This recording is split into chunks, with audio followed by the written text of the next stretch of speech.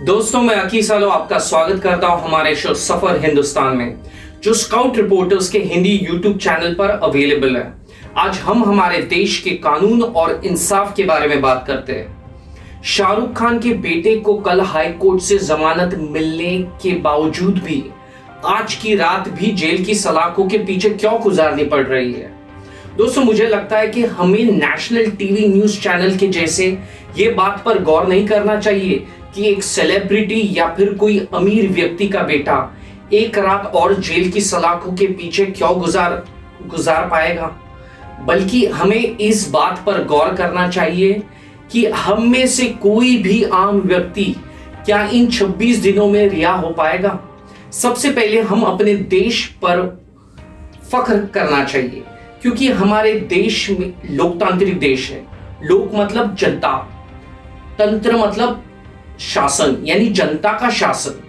हमारे ऊपर अगर कोई सरकारी अफसर या कर्मचारी या फिर पुलिस अन्याय करे तो हमारे पास इंसाफ के लिए न्यायालय का रास्ता होता है।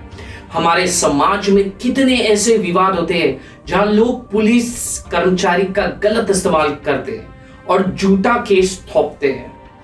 अक्सर पैसों के लेन देन में या फिर धमकियों के रूप में पुलिस के पास जाकर एक गलत रिपोर्ट दर्ज कराई जाती है। ऐसे रास्तों में हम क्या कर सकते हैं? इसमें कोई दो राय नहीं कि एक अमीर अपने पैसे के बलबूते पे बहुत कुछ कर पाता, लेकिन वहां एक साधारण मनुष्य, एक साधारण इंसान कुछ ही कर पाएगा। तो आइए जानते हैं कि ऐसे मामलों में कोर्ट से जमानत कैसे मिलती है। सबसे पहले जमानत की अर्जी नजदीकी चीफ जुडिशियल मजिस्ट्रेट कोर्ट, जिसे हम अक्सर लोअर कोर्ट कहते हैं, अगर अर्जी वहां से खारिज हो जाती है तो फिर सेशन कोर्ट का दरवाजा खटखटाना पड़ता है। और अगर हमारी जमानत की अर्जी सेशन कोर्ट से भी खारिज होती है तो हमारे पास हाई कोर्ट जाने का प्रावधान होता है, यानी उच्च अदालत। तो क्या ये सारी प्रक्रिया 26 दिनों में पूरी हो सकती है? इसका जवाब तकरीबन ना है। और अगर हमें फंसाया गया है तो फिर हमें कुछ दिन जेल में ही कटाना पड़ेगा। तो दोस्तों, हर केस आधारित होता है एक अच्छे वकील पर। अच्छा वकील यानी ज्यादा पैसे, ठीक ठाक वकील फिर भी थोड़े बहुत पैसे लगते ही है। तो एक निचली अदालत के वकील लेता है 1 लाख रुपए एक जमानत की अर्जी दाखिल करने के लिए। उसके बाद अगर वो अर्जी वहां से टुकराई जाती है तो फिर सेशन कोर्ट के लिए वकील लेगा और 1 लाख रुपए, यानी 2 लाख रुपए आपको सिर्फ हाई कोर्ट यानी उच्च अदालत जाने से पहले ही लगेंगे। और अगर यहां से भी आपकी अर्जी खारिज हो जाती है तो फिर हाई कोर्ट में जब आप जाते हैं उच्च अदालत, तो वहां के वकील महंगे होते हैं, तो डायरेक्ट आपसे लेके 2 लाख रुपए, यानी 4-5 लाख रुपए तो आपको सिर्फ आपकी जमानत की अर्जी खारिज करने में लगेगा।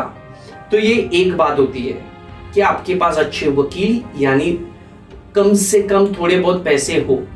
इसके बाद भी आपको अगर जमानत मिलेगी तो इसमें 4 से 6 महीने भी लग सकते हैं। इसका बड़ा कारण है कि कोर्ट से तारीख मिलना बहुत मुश्किल है। आपने सनी देओल को एक पिक्चर में डायलॉग सुना होगा, तारीख पे तारीख निकलती जा रही है जज साहब, लेकिन इंसाफ नहीं मिल रहा। यहां तो बेल के लिए तारीख भी नहीं मिल पाती, बहुत मुश्किल है। तो तारीख मिलना एक बहुत बड़ा कारण होता है। शाहरुख खान के बेटे को फिर भी आसानी से तारीख मिली, हालांकि कुछ छुट्टियां भी थी।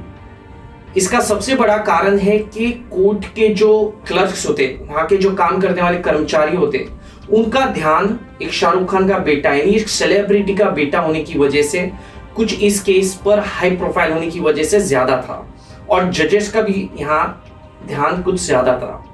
तो आम इंसान के लिए ये बहुत ही नामुमकिन है कि आज जल्द से जल्द तारीख मिल जाए।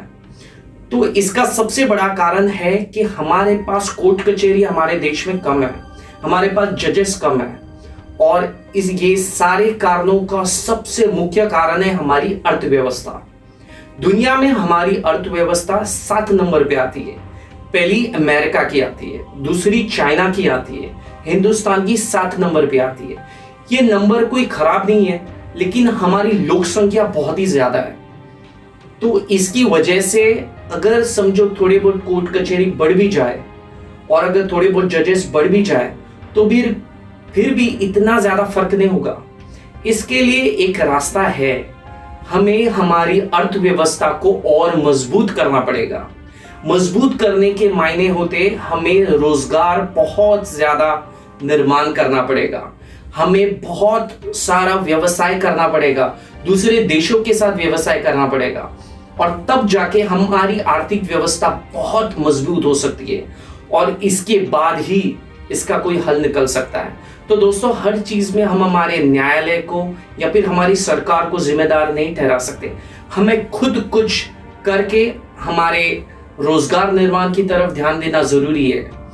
तो आज का शो यहीं पर समाप्त करता हूं ये कहते हुए कि हमें हमारी अर्थव्यवस्था पे सबसे ज्यादा जोर देना होगा। हमारे देश को तरक्की करने के लिए हमारे पास सबसे ज्यादा नौजवान लोग हैं। तो आज के लिए अलविदा।